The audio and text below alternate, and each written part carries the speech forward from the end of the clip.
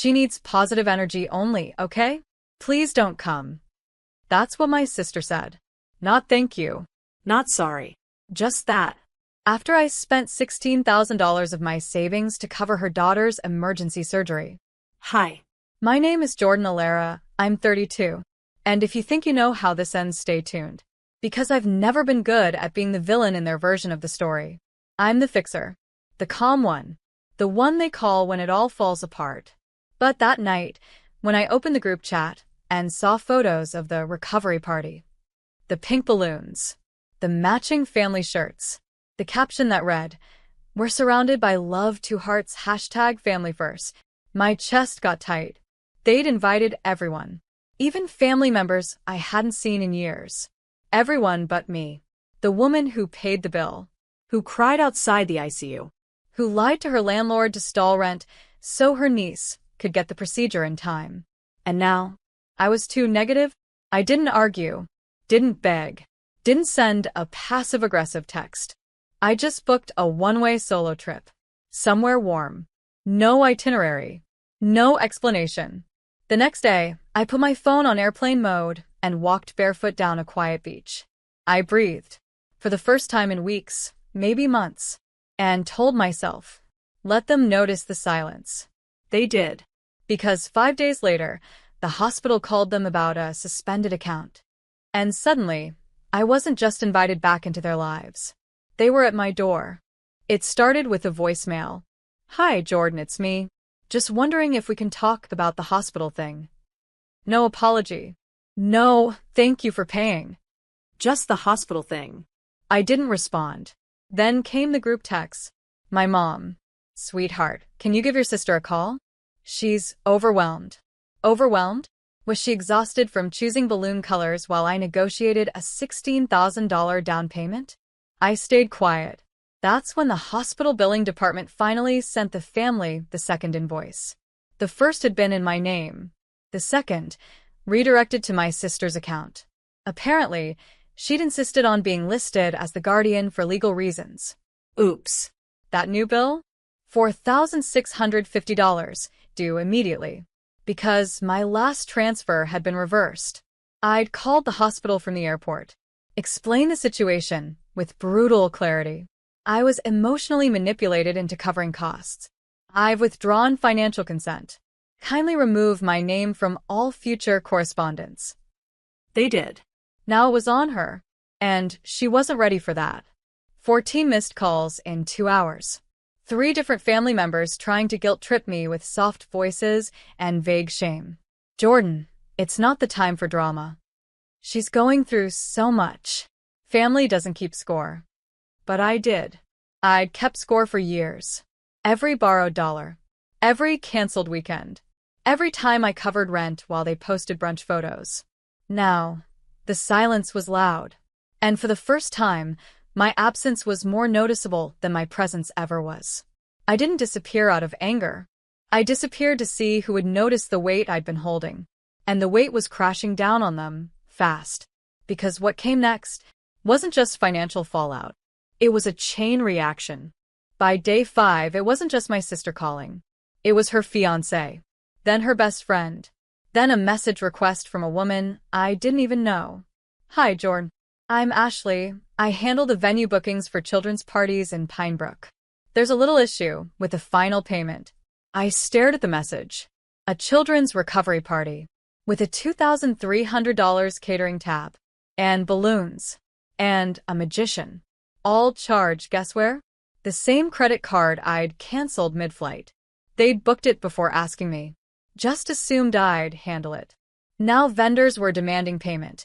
The venue was threatening small claims court, and everyone was realizing the Bank of Jordan was closed. Then came the worst blow. A blog post. From the hospital's charity partner. They'd shared a photo of my niece in recovery, smiling, strong, along with a caption. "Thanks to the incredible generosity of her aunt, this brave girl got a second chance at life." The post went viral in our local community. And suddenly, I was the center of attention. Not for drama, but for quiet kindness. Local news reached out. My old high school teacher sent flowers.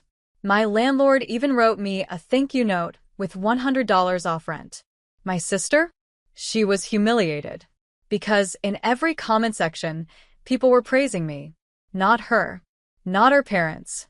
Me. She called again, this time sobbing. You made me look like a bad mother, I replied, calm and cold. You did that all on your own. And that's when she whispered the words I'd never heard from her in 3 decades of sisterhood. Please help me. But I wasn't done learning how far they'd go. What I found next in my mailbox wasn't a thank you card. It was a summons. I held the envelope under my kitchen light, heart thudding. Jordan Carter, defendant.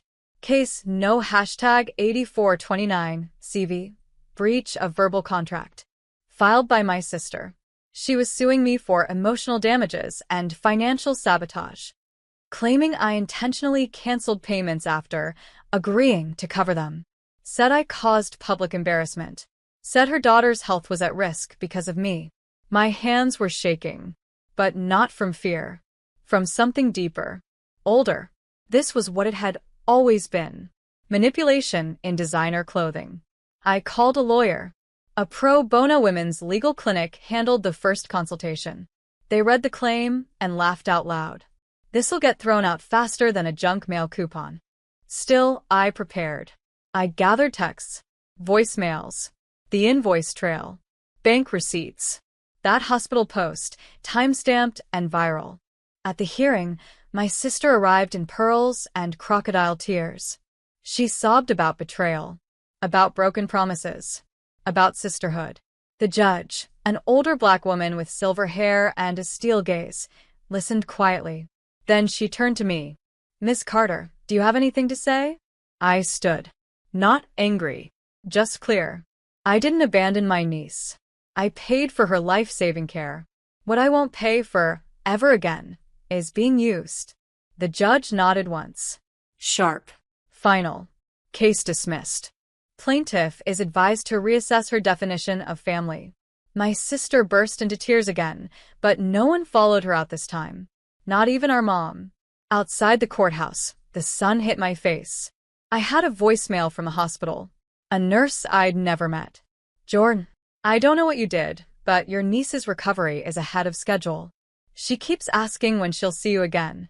That was the only courtroom victory I needed. But part 5? That's when my mom finally showed up, not with apologies, but with a request. Mom showed up on my doorstep 4 days after court. Not crying. Not angry. Just tired. A silk scarf draped around her shoulders like a peace flag. I don't want to fight, she said. I just want to talk. I didn't step aside. I waited. Then she reached into her purse and pulled out a folded paper. A copy of the GoFundMe she'd secretly created for my niece's recovery. One that had raised over $12,000 using my name, my story, and my photo, without my consent. I didn't mean for it to go viral, she mumbled. But people cared. It helped. I stared at her. You raised money using me and didn't tell me? She flinched, then tried to justify. It was for your niece. You said you didn't want to help anymore. I said I wouldn't be used anymore. I cut in. There's a difference. She begged me not to report it. Said it would shame the family. Do you want the world to think we're scammers? I took the paper from her hand, folded it slowly, then said, You already did that part. She cried, the kind of crying meant to soften someone. But I didn't soften. I closed the door. Then I called the GoFundMe support line, reported the misuse, attached screenshots. Proof. The campaign was shut down within hours. Donations frozen. Funds redirected to the hospital account in my niece's name. That same night, my niece messaged me. Auntie J, Mom's crying again. But I told her I'm proud of you. You're the only one who shows up for real. I sat with that. With the quiet. With the ache. With the unexpected bloom of peace. But I wasn't finished yet. Because someone else had also used that campaign. And part 6 is when I found out who. It started with an email. Subject line. Urgent. GoFundMe press inquiry. I blinked. Inside was a note from a journalist who'd seen the now-deleted fundraiser. They were doing a feature on viral donation scams and had questions, including why the campaign had linked to a local real estate business as its withdrawal account. Wait. What? I read it twice. Then opened the cached fundraiser page. Scrolled to the fine print. And there it was. The connected withdrawal account didn't say my mom's name. It said, Sterling View Realty, LLC. My sister's husband's company. Ezra. Of course. I knew they'd always been close. But this? Using my niece's pain. My contribution as a front for their own gain? My hands shook as I opened my banking app. Cross-referenced the wire I'd sent the hospital. I hadn't noticed it then, but the account number wasn't the one I had on file for billing. They'd rerouted the funds. Through manipulation. Through back-end changes. And through me. They had likely paid part of the bill. Enough to keep me quiet. But the rest? siphoned. It wasn't about my niece anymore. It was about laundering compassion into a profit. And suddenly, the party I hadn't been invited to, the unspoken cold shoulders, it all made sense. I wasn't bad energy. I was inconvenient. Because people who pay attention notice where the money flows. That night, I wrote a letter. Not to my sister. Not to Ezra. But to the local district attorney's office, attaching all the evidence. The silence that followed wasn't peaceful. It was the kind that builds before a storm. By morning, the silence had cracked. Mom was at my door. No calls. No texts. Just her, standing there with the kind of brittle smile you wear when you know the truth is catching up. She didn't ask to come in. She walked straight to my kitchen, poured herself a glass of water, and sat like she still owned the place. "I heard," she said, voice thin, "about the letter." I didn't answer. She stared at me, then added, "It's not what you think. Ezra made decisions. But we were trying to protect you. You're always so sensitive." I almost laughed. Sensitive? I funded your daughter's surgery. I kept your lights on for 3 years. And you still labeled me bad energy.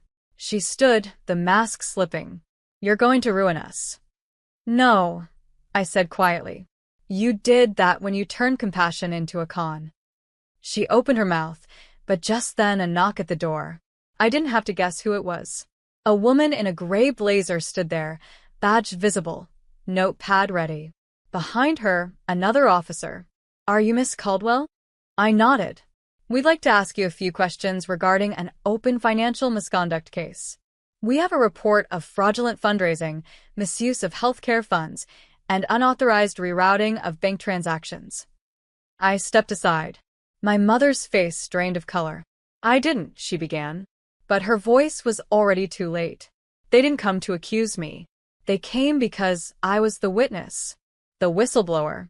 I watched as she sat down on my couch, trembling, answering questions she never thought would be asked. That night, I lit a candle by my window. Not for revenge, but for justice that finally remembered my name. The newspaper never printed my name. Just a quiet blur buried between weather forecasts and sports scores. Local family under investigation for medical fund misappropriation. Charges pending. But I clipped it anyway. Taped it to the inside of my kitchen cabinet. Not for pride, but for clarity. My sister sent a voice note a week later. It started with sobbing. Then begging. Then bargaining. She said the party was never meant to exclude me, that I misunderstood everything.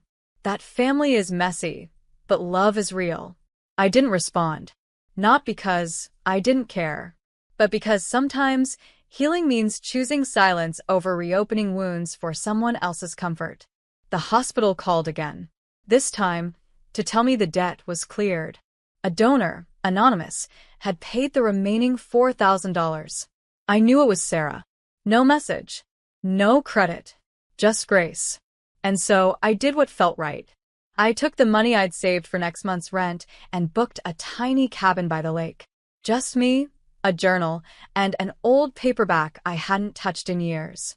On the first morning there, I brewed my own coffee, walked outside barefoot, let the light fall across my face like forgiveness. No texts, no guilt, no titles like The Outsider. Just me, the woman who used to beg for a seat at the table, now building her own table beneath a sky too wide to be owned.